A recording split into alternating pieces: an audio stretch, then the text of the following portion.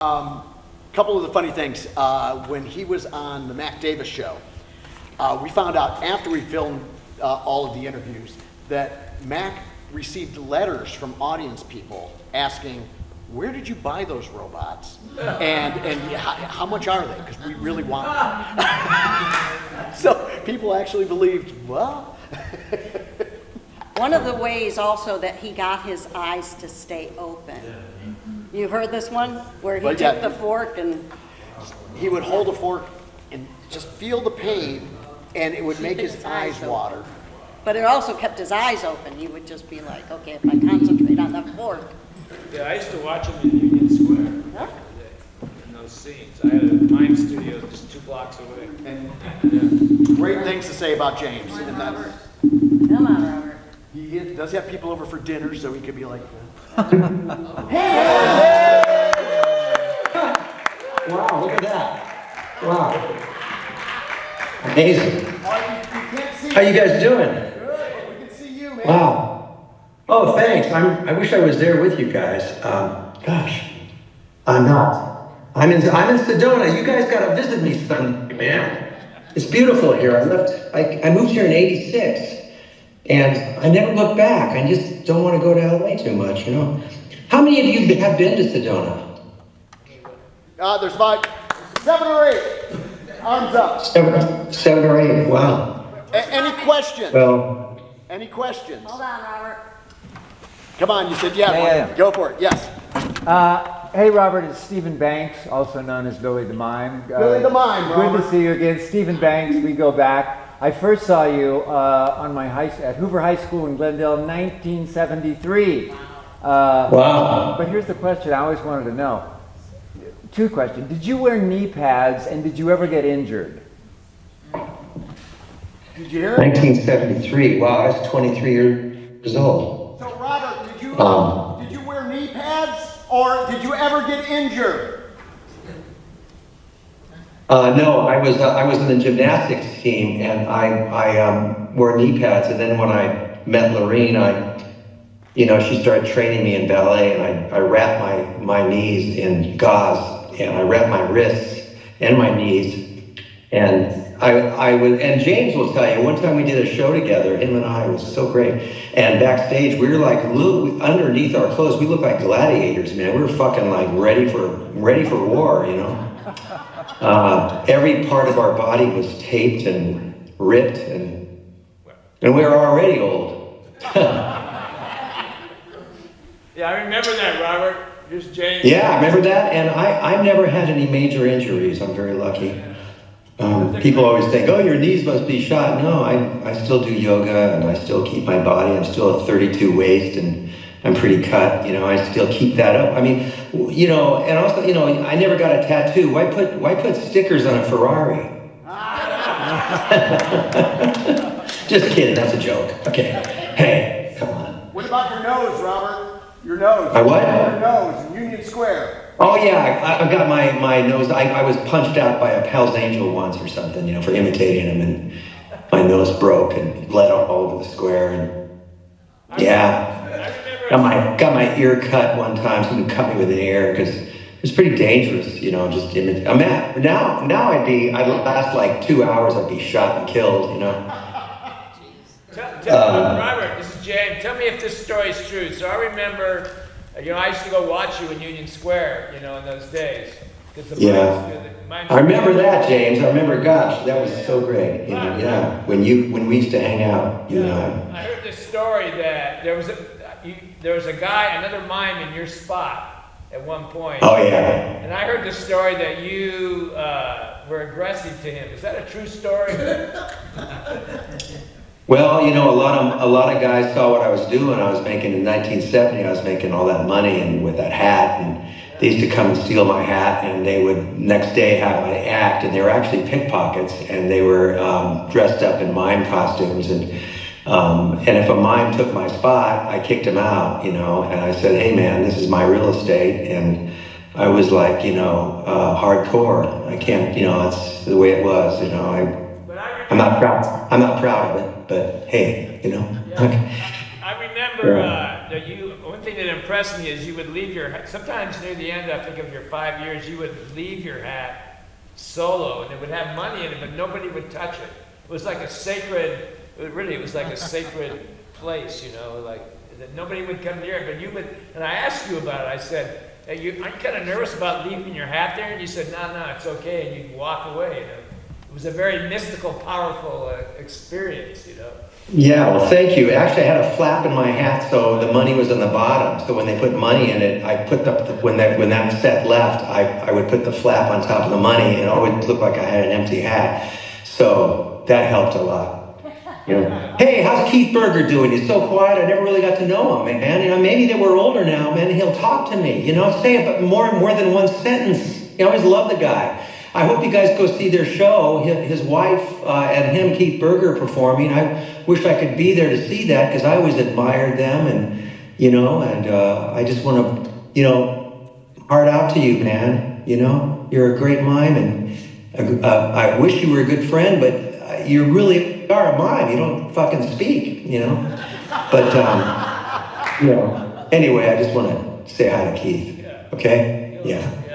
And if we do this again... And Stephen Banks is there, I hear. I mean, he's amazing, you know, amazing guy, and very highly creative. And I'm honored to know him. And of course, James Donlan, I mean, gosh, he's my favorite, and I just love him, and we really are brothers, and for some reason we just gel together, you know, and I appreciate you, James, you know. Thank you. Yeah. Well, I hope if we do this, keep doing this, that like with the poppers and lockers in the park, you'll show up here and be a role model. Yeah. There's a lot of young people that are really starting to be interested in mime and movement, so I hope that you'll make a personal appearance someday. You know? I will. It's about time, you know, and it really is a great art form. I mean, unfortunately, it has that stupid name, M-I-M-E. It's actually just true storytelling. You know, it's tribal, you know. I mean, it's like, gosh, to be a good mime, you gotta really be an athlete. You gotta be a writer, and you gotta be a good editor. You gotta know when you're fucking boring, you know. Keep to it, you know.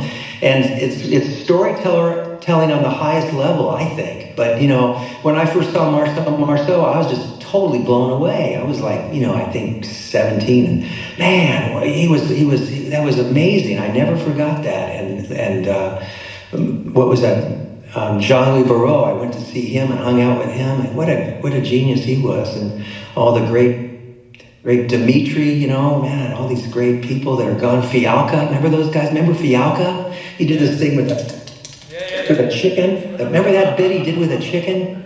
Does any remember that? No, you guys. Yeah. Yeah. Anybody have a question? Here's a question. Got a back question. here. Yeah. Okay, I have a question. Where does your energy come from? Oh, well, I'm blessed with a lot of energy. And also, I've been doing crack cocaine for about 30 years now. It really helps. No, I'm just kidding. I don't know. I was born with a lot of energy. I have, God, I'm lucky, man. You know, I'm still like a, my doctor said, hey, you're like your body's like a 40-year-old, you know, and I'm 74, you know, I still wake up in the morning and I'm so happy to do what I do and I have all this energy. I don't know where it comes, but I think it comes from God, you know, because I really believe in angels and God and Jesus and Moses and Muhammad and Babaji and Paramahansa Yogananda and yeah, all of them, you know, and so I pray a lot, and I think I have a lot of help from angels. Just like all of us, all we have to do is tune in, and they're always there. You know, we never die. We just go to the other side and live another adventure. And I'm really glad to be here with you guys right now in this moment. You know, it's beautiful. Thank you for your love. I can feel it. Thanks. Any other questions? Anything else? How do you practice falling like that? What's like the safest way to do that? How do you practice following? The question is. What's Well, the whole thing about falling is studying puppets and toys for me. I have a whole house full of them. I mean, I have this. Oh my God, my whole house is full of toys and puppets, and I just, you know, when I fall, I become one of them. I become inanimate, and I bounce, and I bounce, and I bounce, and I bounce, and I'm not afraid of the ground. You can't be afraid of the ground when you fall. You know, you gotta just, the ground's your friend. Boom, I love the ground. Bam, bam. You know, it's just like, you know what I mean? It's just like, you know, it just, if you do that, you won't get hurt. If you have a lot of fear, you're gonna get hurt. If you fall off a ladder, just keep rolling. James will tell you that. You know, this is common clown stuff. Just keep rolling and never stop, you know? We've all been in a lot of us physical comic mimes, clowns, have been in a lot of accidents, and we could have killed ourselves or broke our necks, but because we're trained in this kind of shit, we just keep rolling, man. Just keep rolling. Boom, da, boom, da, boom, da, boom, da, boom, bap, bap, you know, and it's just, it's like a rhythm, you know? I hope that answers your question about that. Talk a little bit about the storytelling angle. Like, how do you feel about that in terms of mime and theater? I mean, well, I think that one of the sad things about, you know, why I'm not a big mime fan is because every time I watch a mime, not a lot of them, there's some really great mimes, but it's just like, okay, come on, all right, okay, next, okay, you're walking, I get it, you can walk, isn't that great? You're walking, he's walking in place, and now he opens a door, and now he, you know, I mean, it's like, get to the fucking point, man. What are you trying to say here? Beginning, middle, and end. Okay, it's over. Next sketch, and that's what I always considered Shields and Yarnell when I'd write our pieces to be entertainers and show people. We had to do shows every night in Vegas with hungry crowds, and we couldn't just sit there and stand up there and do classical mime pieces. We did one at the end called Life. And that was beautiful. It was 7 minutes long, but it was all orchestrated. So I think that you should keep it simple and keep it short. That's just my opinion, though. You know. So I've seen your stage show, and I've seen, you know, the showbiz style.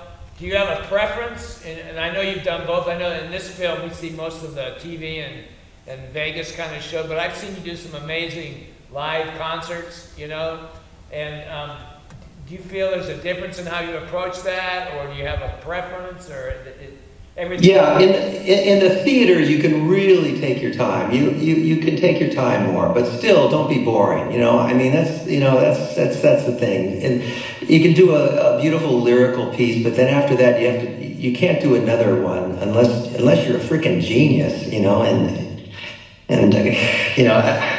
But the theater, I think you have way more time, and I think the people who come to the theater, they know what to expect. But when you play, you know, Vegas and Tahoe and Reno and Atlantic City and, you know, the Pantages Theater and all those, you know, the Dorothy Chandler Pavilion, you got to really move it along. The Kennedy Center, you got to really move it along. You can't just do that kind of stuff. But when you're in a 300-seat theater or 800-seat theater, you can really take your time. And that's just, of course, my opinion. You know, I'm just talking from my experience. Everybody has their own thing, you know. Yeah. Somebody had a question, David. Yeah, have you since the passing of Yarnell, or have thought of revisiting some of those sketches and partnering up with someone new to revitalize them and bring them back? Did you hear that? I kind of did. You're asking if I would revitalize some of the sketches and bring them back. And I hope someday you're all invited to come here. I live in a magical house. It's all studios and art, and I have galleries. And I just love doing art, you know. I wake up in the morning and make all this crazy cool shit. And I just love it, man. And then about 3 o'clock, I head to the gym because I'm like synthetic fiber. But performing is either you do that or you don't. If you do that, you have to just do that, and it is such a devotion.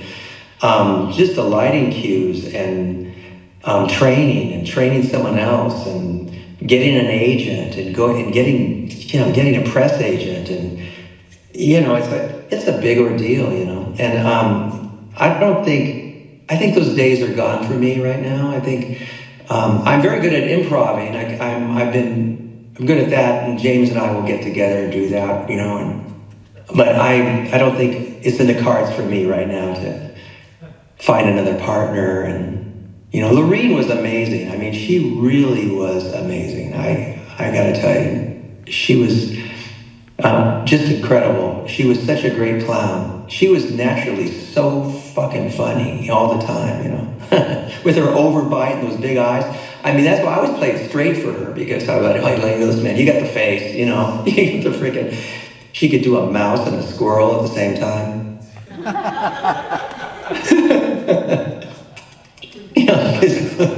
Yeah, I miss her. Yeah. Cool. Yeah. Any other questions, guys? Here's one. I wanted to say how lucky you are, Robert. You had a wonderful life. And also, Mark and Christine did a great job on this film. They did. And- Oh, who was that speaking? Oh, I happen to be married to the guy that did a documentary about your film. So, Well, about the documentary. remember Jim, the guy that did the podcast with us just recently? Oh yeah, okay. Yeah. Well, thank you very much. Yeah, I was very blessed to have Mark and Christine grace my life and do this film. I mean, I was shocked because when it premiered, we had no idea that it would get such a response, and scared to death. They put it in a giant theater and it sold out, and it's garnered 10 awards. And Mark is such an incredible filmmaker. I mean, my God, he didn't miss a beat, and he could have made me look really awful. And he really had my back, and he spent so much time and energy on this with the editing, the way it starts off. I'm so proud of that film, and also them. I love them so much, and Chris is just the greatest producer, and they're just as sweet as they are as you see them. They're really just such brilliantly kind-hearted, amazing people. And their dog, Dude. Is he there? Is Dude there? We left him home today. Oh, Yeah. okay. Robert, what happened to the book? I've seen the book, the one of your Union Square Days. Is that book available anywhere, or? Yeah, there's a lot. If you Google my name, or if you go to eBay, there's all kinds of stuff on there. There's thousands or hundreds of stuff of people who died and sell my artwork because their parents had it and their kids go, I don't want this shit. And there's books, and there's 2 books done on me, and there's all kinds of stuff on there. There's pictures of me and Catherine Bach and all this stuff when I was engaged to her, and there's weird crap on eBay. Who would think? Cool. Yeah. Yeah, I think, any last question? One more question? We're all gonna come visit you. You're gonna have a house full, Robert. We're not gonna- Oh, good. I'm really friendly. I would love it if you did. Just, my phone number is on my website, www.robertshields.com, and that's my landline. It's not my cell, but my landline. I will answer it. And if you come here, I'm very friendly, and I love people, and I love especially performers. I think it's great. I've been here for many years, and you'll see why I live here. I mean, it's just amazing. And you might want to move here because it's so cool here. I mean, it's just so mystical and magical, and every day you just can't believe you live here. It's like these red rocks and this landscape, and there's lakes and streams and rivers, and it's great hiking and great restaurants. It's really cool. Hey, Robert, Keith Berger. Yeah, James. Keith Berger is here. He wants to say. Oh, is he? Oh, Keith, you gonna say something to me? Hi, Keith. He wants to talk. Hi, Robert. Hey, buddy. It's great to hear your voice. I remember seeing you for the first time on the steps in New York City when we went over there, and I always admired your work, and I went, God, he looks like my twin, and we look like brothers. I always thought we were kind of like from the same seed or something. It was pretty cool, man. And I've been following your work, and your wife, Sharon, she's also a real shy one. And I think you guys are great, and I admire you, and I just want you to know that I have a lot of love for both of you. And so, good luck. I know you're still performing in schools and stuff, and you're very clever, and bless your hearts. Really, thank you. Do you remember we were on Red Skelton's Funny Faces? Oh, that's right, we were. That's right. Yeah, that's right. That was during the flood. Remember that? The flood in LA? When the place got flooded? Yeah, Red Skelton. Yeah, wow. I used to hang out with him a lot in Vegas, and he'd go, you want to see what I like to do? And I go, yeah, what do you like to do? He goes, okay, I study these people at the slot machine. See that old lady right there? And she's playing nickel slots and she's not winning. And he'd go next to her and she's sitting there losing and losing. He goes next to her and takes a bucket of nickels and throws it in the machine next to her like he just won $200 and gets all the money. And she does the most incredible double take. And then he leaves with his money, and then she goes to that machine. And then he goes to the machine that she was playing and does the same thing. I mean, it was like right out of the Little Rascals, those little double takes of the Little Rascals. You know? Anyway, you'd have to be there. Hey, Robert, we got to stop soon, but man, we really appreciate you taking time to do this. And your film was outstanding. And don't forget, you're part of the tribe, man. You gotta. We want you in the tribe because you're one of the leaders. So don't ever. Oh, thanks, man. I'm honored. I would love to see you guys in person, and bless you. Thank you. Right. Thank you so much. I appreciate you. Lovely, man. We'll ya. talk to you in a little bit. Yeah. All right. Bye.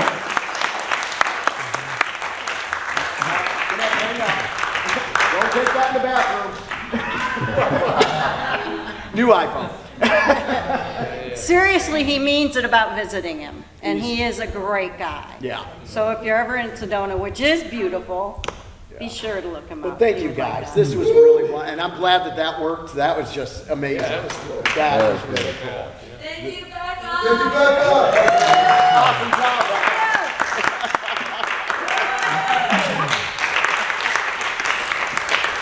Yeah, we gotta this is just a small part of the group that's been. I'm disappointed more people didn't see this. It's history. So anyway, Maybe next year. Tell Maybe your friends. next year, yeah. I do have a favor to ask. Yep. If any of you are on IMDb, that type of stuff, if you like the film, if you don't mind just giving it a couple stars, that'd be great. If you didn't like the film, stay off the IMDb. But we're also at mylifeasarobot.com. RS as in Robert Shields, My Life as a Robot on both Facebook and Instagram. We haven't been doing as much now that our festival run is a little over, but hopefully we'll be streaming soon, and that's where it'll show up. Yep. So, yeah, we're working on that right now. We have a distributor, and they're trying to get it onto a platform, and so hopefully this can be seen by everybody. So, it's a good film. thank you. It was not easy. Just trying to get him to sit still. I think you really captured him. I think you really captured him. Thanks. Knowing him well, yeah. Yeah, see, and you know. Right. Thank you all. Thanks for coming.